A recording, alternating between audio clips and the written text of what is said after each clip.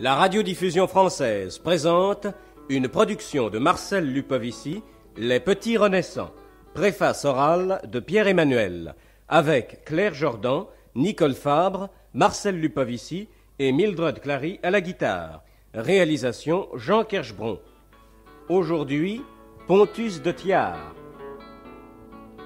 Comme Antoine Héroët, Pontus de Thiard est évêque, mais occupé moins que lui des amours de la terre, davantage de célestes amours.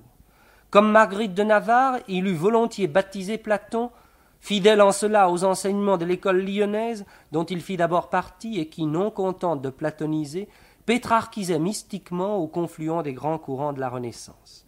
De Léon l'Hébreu, Pontus de Thiard traduisit les dialogues d'amour que Ronsard se chargea d'offrir à Charles IX, ce qu'il fit en ces termes: « Sire, il est deux sortes d'amour, l'un terrestre, l'autre céleste. Laissez le second au ciel si vous voulez être heureux. » Pontus pensait évidemment le contraire, car il n'est trace d'amour profane dans ses vers. La vertueuse pasité qu'il chante à la façon de Delly n'est peut-être qu'une idée faite femme. Quelqu'un la vit sous les traits de Louise Labbé, mais ce n'est là que conjecture.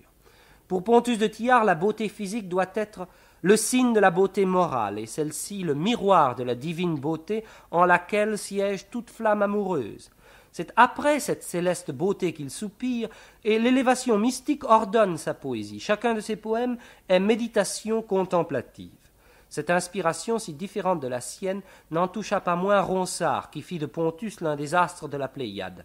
Il survécut à tous les autres et vit l'aube du nouveau siècle. Son appartenance à la Pléiade ne lui fit point oublier ce qu'il devait à Maurice Sèvres, auquel il resta fidèle après que ses compagnons et Ronsard le premier eurent changé leur admiration en dédain. Si en toi, lui, le flambeau gracieux, flambeau d'amour qui tout jonqueur allume, comme il faisait lorsqu'à ta docte plume tu fis hausser le vol jusques aux cieux, donne sans plus une heure à tes deux yeux pour voir l'ardeur qui me brûle et consume en ces erreurs qu'amour sur son enclume me fait forger de travail ocieux. Tu y pourras reconnaître la flamme qui enflamma si hautement ton âme, mais non les traits de ta divine veine. Aussi je prends le blâme en patience, prêt d'endurer honteuse pénitence pour les erreurs de ma jeunesse vaine. Ces erreurs dont il s'excuse ainsi auprès de Sèvres, ce sont les erreurs amoureuses, son premier livre à Sèvres dédié. Partout s'y retrouve l'inspiration de la délie. Pasité, c'est la toute divine, beauté mystérieuse dont l'essence même est de rester secrète. Il me suffit sans plus que je révère tacitement ton tétragramme non. Il arrive parfois que cette quête mystique s'égare dans les trop métaphoriques sentiers de ce qui sera plus tard la carte du tendre, ou sur une mer orageuse qui rappelle les aventures d'amour courtois. L'un de ses commentateurs, Vianney, écrit de son inspiration: « À la remorque de Carithéo, il embarque son désir sur une mer de beauté. L'espoir enfle la voile vers le port de privauté. Mais un flot de cruauté repousse le navigateur. La pluie des larmes et le vent des soupirs soulèvent un orage.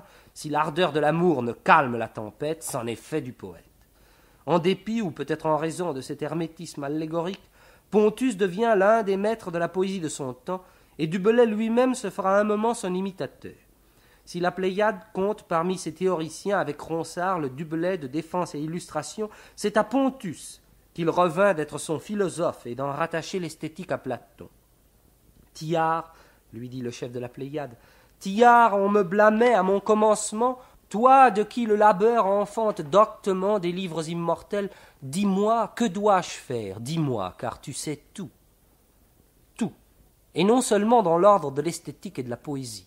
Philosophie, musique, spéculation scientifique sur le rapport entre la matière et l'esprit, théologie, morale, occupent cette vaste intelligence. Au fort de l'âge, il délaisse les jeux de la rime pour de plus hautes activités.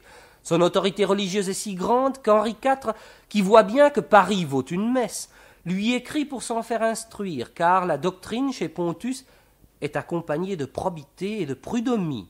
Beau témoignage d'estime, renforcé peut-être du fait que les ligueurs, en pays occupé par lesquels Pontus se trouve, lui refusent son passeport pour répondre à la convocation du roi. Sous ton haut front qui le ciel clair semble, sont deux soleils gracieux et luisants, en deux sourcils leurs rayons conduisant au mouvement desquels, las, mon cœur tremble. Ton blanc visage, tout beau teint s'assemble, ta bouche faite en deux courants plaisants, ton bien parler sur tous les biens disants, et ton doux riz, doucement mon cœur amble.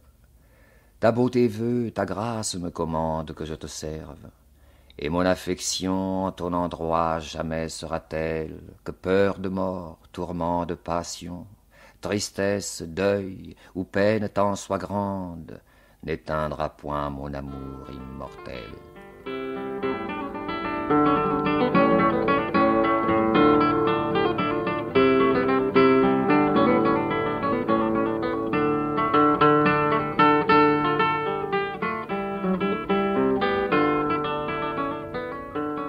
Je sens un feu chaudement allumé, qui brûle en moi le plus froid de mon âme, voyant le lieu qui par son chaud m'enflamme, m'être moins froid que je suis enflammé.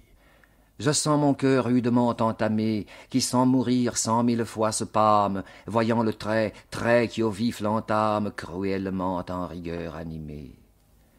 Mon âme ainsi peu à peu se consume, puisque quand plus en moi d'ardeur s'allume, plus devient froid le lieu de sa naissance. Ainsi sera ma douleur immortelle, puisque le trait qui me fait plaie tel prend plus de force où j'ai moins de puissance.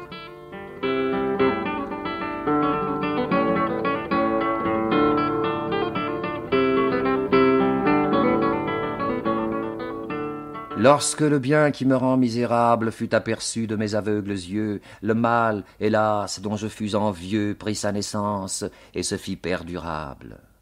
Ô forte ardeur, ô désir admirable qui m'accompagne et me guide en tout lieu, ô doux tourment, ô plaisir ennuyeux, ô deuil heureux à mon cœur favorable, ô cruauté non assez rigoureuse, ayez pitié de cette âme amoureuse, puisque douceur ne la veut secourir. Las, qui croira que ma peine soit telle, que je languis en douleur immortelle, mourant sans fin pour ne pouvoir mourir.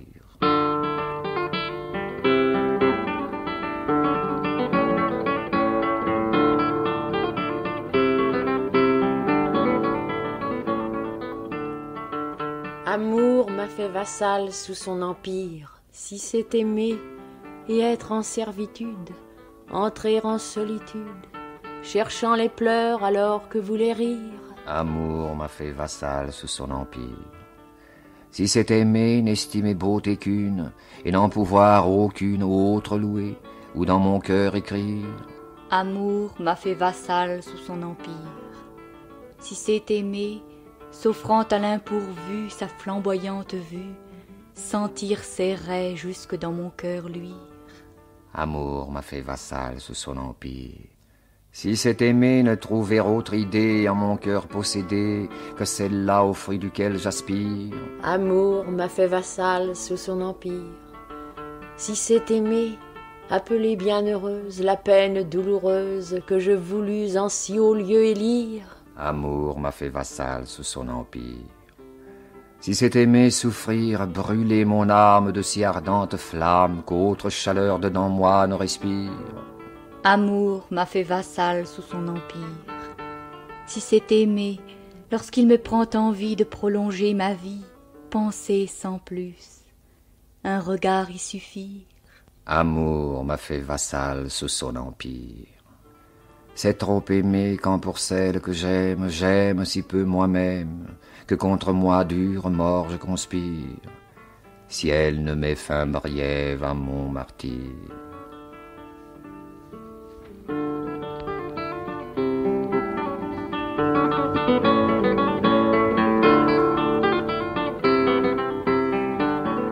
Puisque la mer de mon triste pleurer ne mouille plus mes yeux en ma tristesse, puisque l'effort de ma grande ardeur cesse, là d'exhaler l'esprit, au soupirer, puisque désir ne peut plus aspirer pour me tromper en sa vaine liesse, et qu'au tourment qui maintenant me presse, mon faible espoir ne peut plus espérer, Je crois qu'amour prend en mon mal plaisir, m'autant espoir, pleurs, soupirs et désirs qui allégeaient ma vive maladie.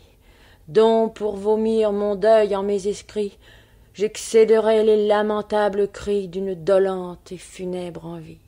Heureux le mois, heureuse la journée, heureuse l'heure et heureux le moment, heureux le siècle, heureux le firmament sous qui madame heureusement fut née. Heureuse soit l'heureuse destinée de l'astre heureux, qui fit heureusement ce jour heureux son heureux mouvement sous toute étoile en bon aspect tournée.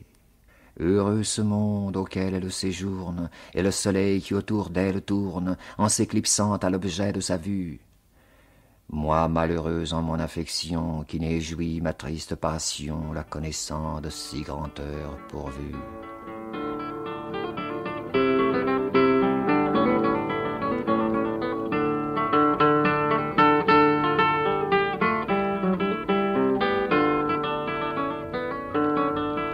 Entoure ce feu, figure de ma peine, allègrement madame se pourmène, et dans mon cœur flamme tant violente fait que toujours sa beauté m'est présente. Entoure ce feu comme signe de joie, en grand plaisir dansante le tournoie, et elle encore de mon piteux martyre, et dans ma grande ardeur ne fait que rire. Mais las, ce feu demain sera en cendre, et ma douleur jamais fin ne peut prendre.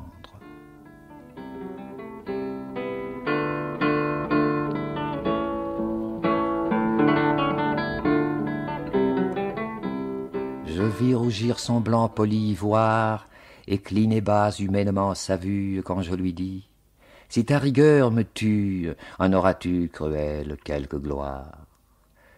Lors je connus, au moins je le veux croire, qu'amour l'avait atteinte à l'impourvu, car elle est prise, et doucement émue, par un sourire me promit la victoire. Et me laissant baiser sa blanche main, me fit recueil si tendrement humain, que d'autres bien depuis je n'ai vécu. Mais éprouvant un trait d'œil, sa douceur si vivement me vint toucher au cœur, que pensant vaincre, enfin je fus vaincu.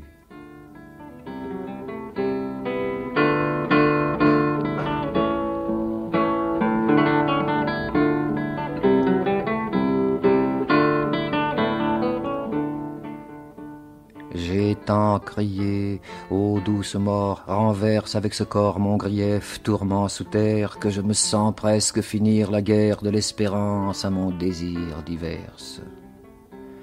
Vois, dame, vois que les pleurs que je verse, et les soupirs ardents que je desserre hors de mon cœur, et le trait qui m'en serre veulent finir ces dures controverses. Mes pleurs ont ja tant d'humeur attiré, et mes soupirs tant d'ardeur à expirer, et tant de sang ce trait m'a fait répandre, que sans humeur, chaleur ou sang qu'encore, ce peu d'esprit qui m'est resté, t'adore en ce corps sec, froid, pâle et presque en sang.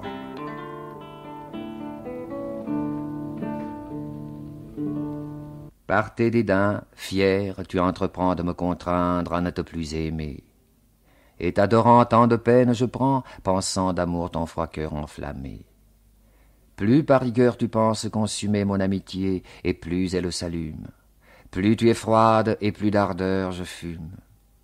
Ainsi tous deux nous perdons notre temps, toi de vouloir que mon feu se consume, moi d'espérer voir mes désirs contents.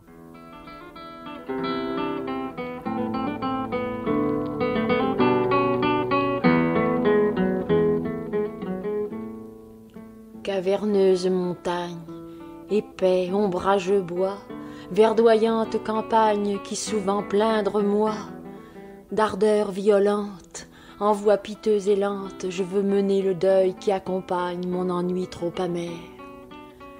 La joie fugitive s'envole, et appalant en la suivant, j'arrive où l'effort violent des passions extrêmes me fait dire en moi-même en soupirant: faut-il, ciel, que je vive si longtemps en mourant? Alors que je décèle la douleur que je sens, écho en voix pareille répond à mes accents. Si je me déconforte des douleurs que je porte, plaindre je lois, et semble qu'elle appelle la mort ainsi que moi. Du grief mal que j'endure, en pleurs je vais fondant, quand doucement murmure un ruisseau descendant qui de ce roc s'assemble, tellement qu'il me semble, voyant ses eaux, que cette roche dure va pleurant mes travaux. Je plains, pleure et soupire, mais las, trop vainement, car mon tourment empire au lieu d'allègement. Au fond de ma prière, la cruelle en arrière fuit. Je vais pour rendre mon martyre sans fin, comme ma foi. Quelle nuée obscure me cache mon soleil, quelle fière aventure les longues de mon œil. Oh, ma douce lumière, d'éclairer coutumière les tristes nuits. La mort, si ce temps dure, finira mes ennuis. Avec moi, chanson rude, en cette solitude, amèrement, pleure l'ingratitude qui me tient en tourment.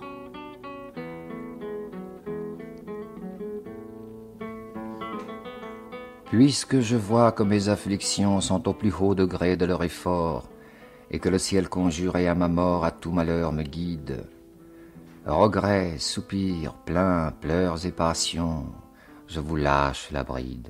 Je n'ai espoir que mon cri entendu puisse adoucir la fière cruauté de ma déesse et d'âme de beauté. Mais ce mal me console, que c'est bien peu, m'étant déjà perdu, de perdre la parole. Je sens couler et les jours et les nuits, mais non l'effort de l'ardeur s'apaiser de mes soupirs, ou la mer s'épuiser des larmes que je pleure. Car le penseur, sujet de mes ennuis, toujours en moi demeure. Espoir trompeur, inutile secours que je voulus à mes travaux choisir, songe illusif, ombre de mon désir, ta promesse faillie ne m'a laissé du fruit de mes discours que la mélancolie. Je ne tiens point pour comble de malheur, car je me suis au deuil tant dédié, que j'ai mon bien et moi-même oublié, que triste il me faut vivre. Mais je me plains que la mère douleur à la mort ne me livre. Mourir ne puis, hélas, et ne vis point, si fait je vis misérable, d'autant que la douleur, qui me va combattant au plein, aux pleurs me mène, et n'est de vie au plaisir un seul point, vivant tout à la peine.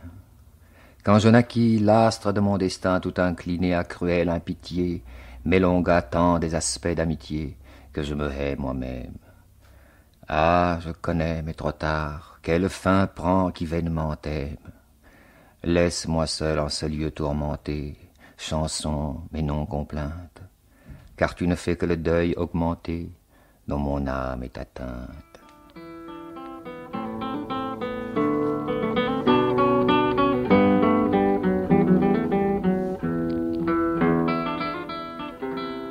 Ô calme nuit, qui doucement compose en ma faveur l'ombre mieux animée qu'onque Morphée en sa salle enfumée, peignit du rien de ses métamorphoses.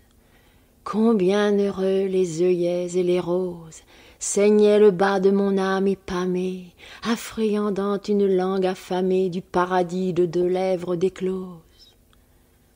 Lorsque Phébus, laissant sa molle couche, se vint moquer de mes bras, de ma bouche et de sa sœur, la lumière fourchée.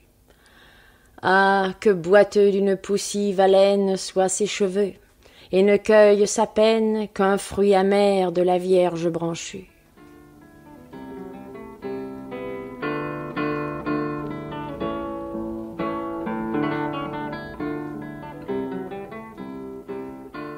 Divin ronsard, qui de plumes gentilles mignarde mieux les amoureux écrits, un mol chapeau, des rameaux de cypris entourent ton front mollement en tortille.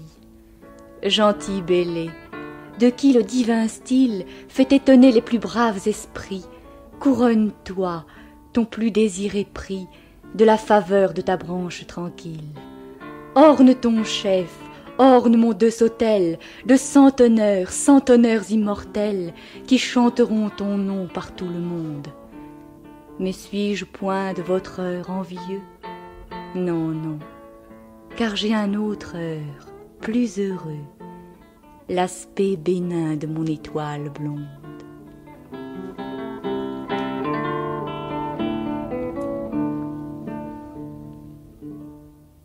Ruisseau d'argent, qui de source inconnue viens écouler ton beau cristal ici, en arrosant au pied de mon Bissy le roc vêtu et la campagne nue, par la pensée en mon cœur survenue quand près de toi je fondais mon souci, je te viens rendre éternel grand merci, couché auprès de ta rive chenue. Un vert émail d'une ceinture large t'enjaspera et l'une et l'autre marge, puis j'écrirai ces vers sur un porphyre.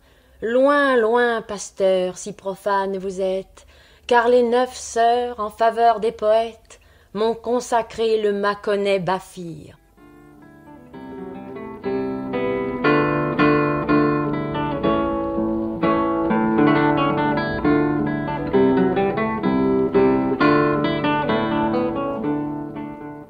Si en toi, lui, le flambeau gracieux, flambeau d'amour qui tout grand cœur allume, comme il faisait lorsqu'à ta docte plume tu fis hausser le vol jusques aux cieux, donne sans plus 1 heure à tes beaux yeux pour voir l'ardeur qui me brûle et consume en ses erreurs, qu'amour sur son enclume me fait forger de travail ocieux.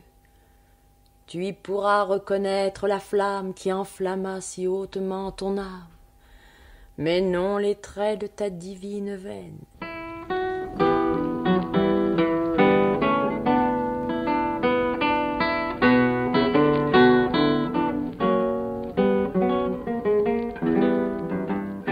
Je mesurais pas à pas et la plaine et l'infini de votre cruauté et l'obstiné de ma grande loyauté et votre foi fragile et incertaine. Je mesurais votre douceur hautaine, votre angélique et divine beauté, et mon désir trop hautement monté, et mon ardeur, votre glace et ma peine. Et cependant que nos affections et la rigueur de vos perfections j'allais ainsi tristement mesurant, sur moi 100 fois tournât votre vue, sans être en rien piteusement ému du mal qu'ainsi je souffrais en mourant.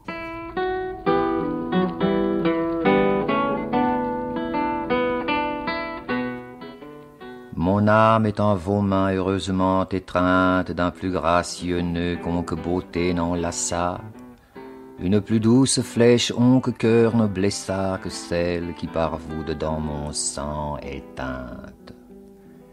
Plus docte poésie en votre esprit est peinte qu'onque sur Hélicon Apollon n'en pensa. Un plus illustre ray onque Phébus n'élança, qu'est-ce celui dont mon cœur nourrit sa flamme empreinte.